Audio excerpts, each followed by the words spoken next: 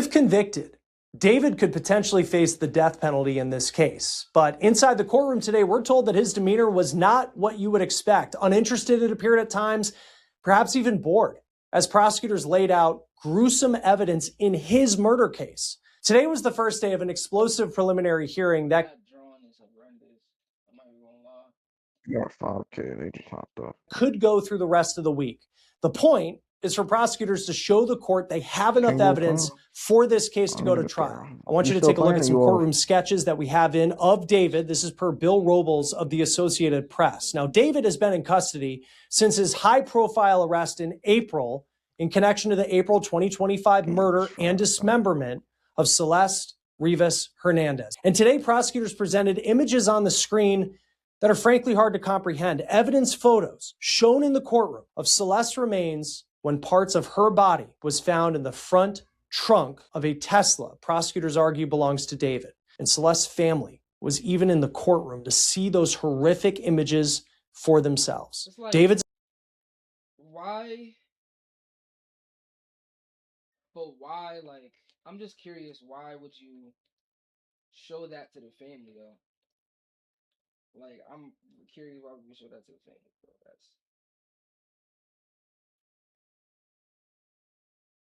Bro, what? Nigga gonna start saying, bro, I'm not, bro, I can't even read that comment. What? Wait, what does that mean, though? Attorney, though, is not backing down and gave some insight into what the singer's defense may look like if this case heads to trial. I want to get to NBC LA reporter Julia Dang, who is in the courtroom for us this week. Here's what she says happened as day one wrapped up. Chris, what a day in court today. This murder case against 21-year-old David Anthony Burke, the TikTok singer known as D4BD. David, this has finally gone to a preliminary hearing, and that's after we covered 3 separate status calls. Nigga is a psychopath. Like, I can't even, like, stress how he's a psychopath. Like, it's bad, gang. This nigga is a sicko. Conferences, wondering if this case would eventually move forward. Well, today it finally has, and I gotta start with the most graphic portion of the testimony today. We did hear from 3 witnesses called by the prosecution. 2 of them were investigators, and one of them from the LAPD. Hold on, chat. My live went off. Oh, no, I did it. Alright, cool. It just went off. Oh, is it still on? Bro, was my TikTok chat on this whole time? Oh my god. Oh my god. Okay, but there was nothing like crazy said though, right? Yeah, so he's 30. Had the task of describing what he found. Bro, when Cam. I'm all for jokes. Like, I'm all for jokes. But respectfully, come on. Just, bro, that's not a joke. I can't even read that. I'm trying to make a YouTube video here, and you making jokes, and it's like, bro, like, come on. He was called to the Hollywood Tow Yard last September. That was, of course, the day the victim... Look, I'm all for edgy, crazy jokes, like, you know what I'm saying? Niggas wording on deads. I'm all for that, but, like, this the one, like, I've, like... 14-year-old Celeste Rivas Hernandez was found in the front trunk of the defendant's Tesla. So we've seen the descriptions of what happened to her. We've seen the autopsy reports. We've reported on this additional felony charge against David, stating that he dismembered her corpse after he allegedly stabbed her to death. Jesus fucking Christ.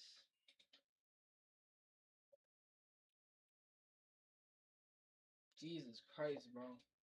Like,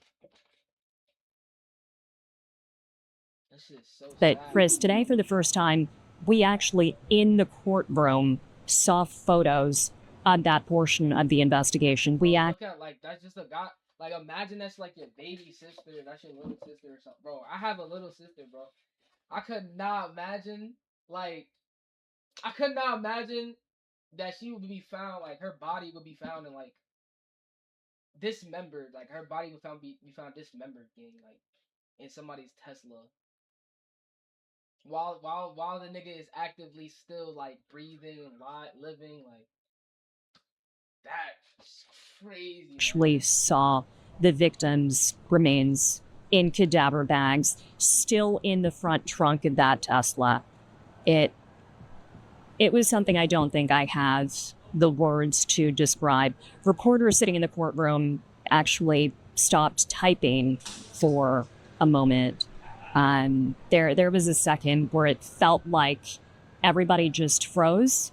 And there was this too. For the first time today, we actually saw the parents of the victim, the mother and father of Celeste. They were both sitting in the courtroom. They were sitting directly in front of me. They were about 3 rows ahead. Bro, okay, one thing I do hate about news outlets is like they were sitting listen to her how she's like describing this shit like as like it's a movie or something. She's like, yo, they were sitting directly in front of me, like I could see the pain and the disparity on their eyes for their daughter. It was so disheartening. Bitch, why are you like what's wrong with you? Why are you going in depth detail about how like what the parents face with, like just report the details. Like just listen, I hear me out, right? Just report the details. Like you're a reporter, report the details. Why are you saying all of this? This is so insensitive. The first time today, we actually saw. It's like all right, you know the you watch y'all watch Gideon, right? You watch the Gideon to Catch a Predator, or Catch a Predator, whatever. His Catch a Predator is EP watch, right? Look, this is exactly how it would start out to sound. Watch. There was a second where it. I think the reporter likes, bro. Come on, Kim. You just never mind. I can't read none of your comments, bro. Felt like everybody just froze, and there was this too. For the first time today, we actually saw the parents of the victim, the mother and father of Celeste. They were both sitting in the court. Like, where else would they be, gang? Like, where else would they be, gang? It's a case about their daughter. Where the fuck else are they gonna be? Sitting directly in front of me. They were sitting directly in front of me, like about 3 rows ahead of me, and I could see the victim's mother, Mercedes, just bowing her head down and crying when those evidentiary photos were shown to the courtroom. But I do want to lay out what else happened. So I do want to start with the very first thing that transpired this morning. Before the judge even began preliminary hearing proceedings, she wanted to address a defense motion that was filed back on July 10th. Now, there's been a lot of coverage about this. We talked about it this morning, how David's team filed this request for him to appear in court unshackled. Now, their argument is if jurors see him... That nigga his head should be shackled. Like, he talking about, oh, I don't want to be chained up. Bro, you should be underneath the fucking jail, gang. Bro, they should shackle you up to the point where they get arrested for how many cuffs they put on you, gang. That's how bad you should be arrested. I don't wish jail on nobody. Yo, don't get it twisted. Look, I don't wish jail on nobody. Right? Jail probably one of the worst things besides death, gang. Jail for life. There's 3 terrible things in life. Don't say nothing crazy, you might see this. Nigga, David, suck my dick, you stupid bitch. I don't give a fuck if you see this shit. Like, what the fuck? I don't care, bro. Bro, there are 3 terrible things in this life. There are 3 terrible things in this life, gang. Taxes, death, and David's music videos, bro. Clip that. I need that. Clip that. You still on 2K now? Handcuffed. There is an appearance of guilt. There is an appearance that he may be a dangerous individual. And that could threaten, they claim, the impartiality of the jury members who are tasked with deciding. Niggas don't tell me I got my face cam too full still? Okay. Alright. W chat. over here trying to react, and niggas don't tell me my fucking screen. Deciding his fate. So they went back and forth over that today. The judge decided on whoever so they went. this, not gonna lie, I know I keep pausing. I'm sorry, but whoever do this is downright dead. Yo, okay, I'm gonna laugh at this. Look at this nigga's face, kid. Yo, you can tell they playing with his ass in prison. You can tell. You can tell they playing with his ass. Why would you name the clip, bro? Bro, gang, bro, Kim, I'm about to ban you. Why would you name the clip that? But you could tell, they playing with his ass in prison. You could tell they playing with his ass in prison, gang. No funny shit. You could just tell they playing with his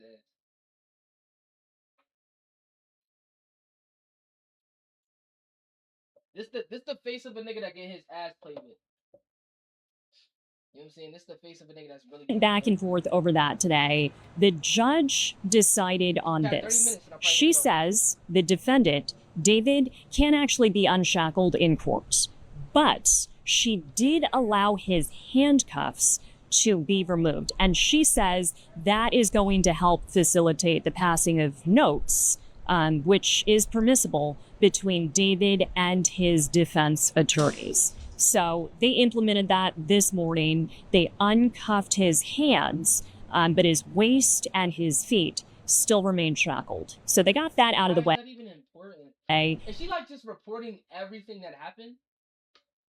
And then very promptly, they started these preliminary hearing proceedings. So they called 3 witnesses to the stand today. There was an LA County Sheriff's Department deputy, a senior deputy. And this is way back. This was back when Celeste was still alive, and she was reported missing in her hometown in Lake Elsinore. This is a different county. This is in Riverside County. And apparently that sheriff's office contacted LA County to go and investigate. So we heard from the senior deputy who actually went to the defendant's house up in the Hollywood Hills looking for this missing girl. Celeste would have been 13 at the time. We saw body camera footage of this senior deputy and his partner being let into that house by David, having a conversation with him, and then being shown photos on David's phone. Shit's sad, bro. Alright, I'm gonna end stream here. Nah, she was that's what I'm saying. She was fucking 13, bro. Like 13, gang. She wasn't even 13 when she died. She was just like 13 at that time, bro. That shit is so like, gang. That shit is sad, bro. I can't, bro. That shit is like really, really gut wrenching, bro.